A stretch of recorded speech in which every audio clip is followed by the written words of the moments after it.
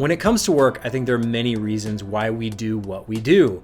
Maybe it's to pay the bills, to put food on the table, to put a little bit into savings, all the financial components. But I think underlying all of that, there's something deeper that we can look at in terms of what we do and why we do it.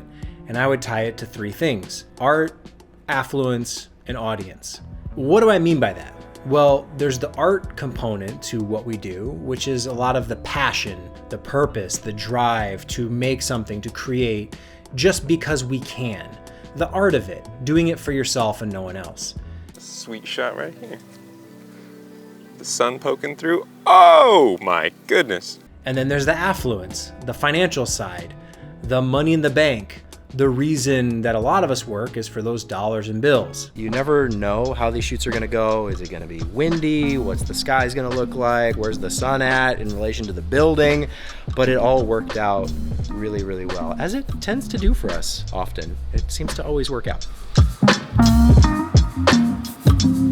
And then there's the audience, the people who are consuming the content, the fame component, the recognition of our peers, and growing a large audience of people who say, good for you, good job, we like what you're doing, keep it up. Those three things create kind of an overlapping Venn diagram between the art, the affluence, and the audience. And there's some sweet spot right in the middle where if you can tackle your passion, your purpose, and focus on your art while still making money and attracting an audience, that's really where everyone wants to be, but it's also nearly impossible to get there. So I want to go through that, kind of why it is the way it is, and we'll see what comes out of it. To start with the art, that's really easy. It's kind of just the passion that comes from inside, the part you do for yourself. It's almost easy to create in this context because you have no one to be accountable to other than yourself. You're just doing it for your own internal motivation. Some people don't have that and other people have it to an insane degree. It's kind of a spectrum of personalities, the people who love doing certain things and the people who don't really find a passion for anything in life, and that's okay. People are built in all different shapes and sizes. Man, I'm built different. But it's really easy to identify this type of work. It's creative and it's done just because it can be done. When you take a look at the second component, the affluence, the money, that's really easy to quantify too, because it's very obvious, it's transparent, it's the financial transaction, but it's not necessarily fulfilling. It has nothing to do with the art. It's just compensation. And it's probably the number one motivator for most people because at the end of the day, a lot of us look at dollars on a check, blank check, or money in a bank account and think that that signifies success. But there's also a good portion of people that don't really care about the finances and they just care more about the fame, the attention, the audience. You see this all the time now on social media. People wanting views and clicks and likes because of the dopamine rush that's associated with it. We like that recognition. We like when the attention is on us. At least some of us do, other people not so much. And again, it's a spectrum. We're all built and wired a little bit different, but there's a good portion of people that would love to be famous, even if it didn't come with great financial success. So when you start pairing these things together, you can kind of see how certain things shake out. Let's say there's the overlap between art and affluence, the money for the art. Well, that would be something like a painting, an art gallery. In the whole world of fine art and money laundering and all the shenanigans that are going on there. Artist at Art Basel has duct taped a banana to a wall, called it art, and is now selling it for 6 figures. Of course. There's not really an audience for that content, but there's people that make it and they get paid to do it. Or maybe it's a well-funded passion project. So someone has a passion for the art and they find a donor or a backer, even though there really isn't an audience for that content. Maybe it's a film, a TV series, whatever it might be.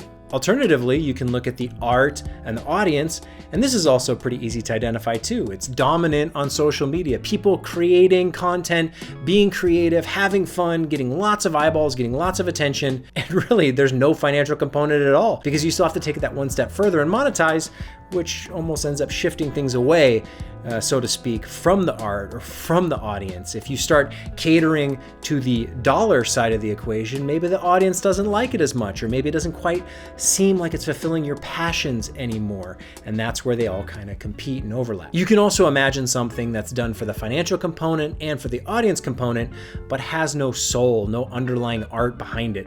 This is kind of dominating Hollywood right now, where there's so many big blockbuster, super expensive movies that don't really seem to have any passion or direction behind them. You're kind of wondering, why was this made, aside from, oh, it's a brand name I'm familiar with, or it's a franchise that kind of exists. And clearly it was done for the money and the audience, but at the end of the day, there was no art to it at all. Sure, it might have been executed at a technically high level, but you really feel how empty and shallow it really is. Someone I really admire who's been able to operate in that middle overlapping sweet spot is someone like Christopher Nolan.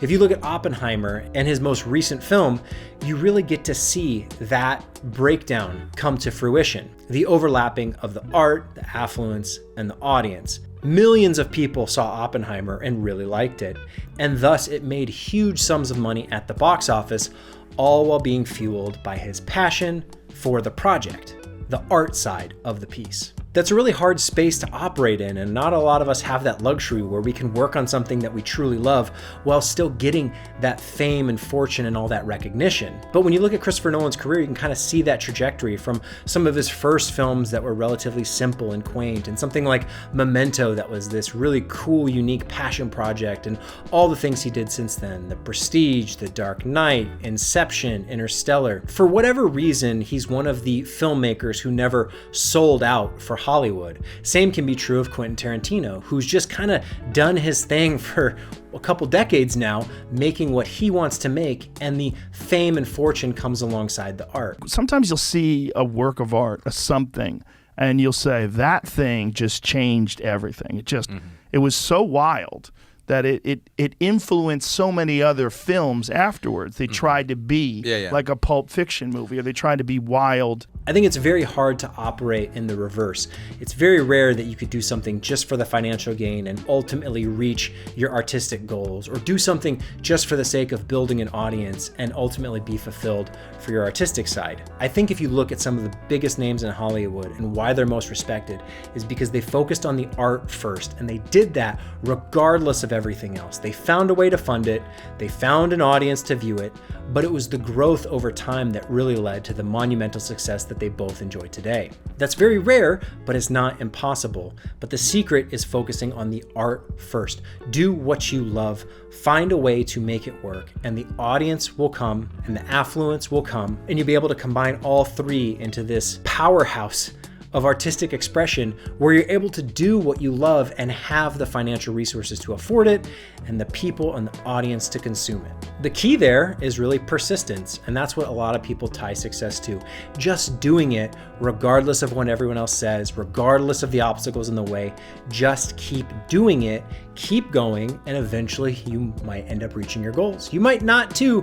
It's not guaranteed, but it's a risk worth taking, especially if it's something that you're passionate about doing. But don't chase the audience, don't chase the dollars if you expect to be fulfilled creatively in the long run, because chances are you're not going to do something for the financial affluent component, and you're not going to be able to do something for the views, the eyeballs, the audience component, and still be able to retain any of that artistic side. It is a hard, slow road, but I think there's people who've kind of shown that it is possible. There is a way to make it work, and it's not just in Hollywood, it's anywhere. It's on YouTube, it's on Instagram, it's in art galleries, it's in sculpting. It's anywhere that you want to be in terms of what you want to bring to the table when it comes to your artistic vision. But it is really, really hard, and the best way to start is to start small. Don't bite off more than you can chew. If you need $1 billion to fund your idea, and it's your first idea, it's probably too big of an idea. Find the $100 idea, or the $1,000 idea, or the $10,000 idea, depending on what you can reasonably afford. Don't expect to get millions upon millions of fans and viewers and a huge audience right off the bat. That's something that has to grow over time. The influencers and the content creators who make it big right off the bat usually don't end up sticking around all that long. They got their 15 minutes of fame, and then they're out. I think when you break it down this way, it's helpful because you can actually understand your own motivations and why it is you're doing what you're doing. It's at least helped me when I think of, why am I doing this? Why? Am I doing it for a client just to pay my bills? Am I doing it because I think it's going to make me famous and I'm going to get a lot of views? Or am I doing it because it's something I want to be doing, because I believe in it and I would do it regardless of the fame and the fortune? I think when you can find those things that you would do for free, for yourself, forever, that's when you truly find the things that are worth investing in and that are worth doing regardless of anything else. And then what's cool is chances are those other things will come along later. But that's only viewable in hindsight. There's no way to predict the future.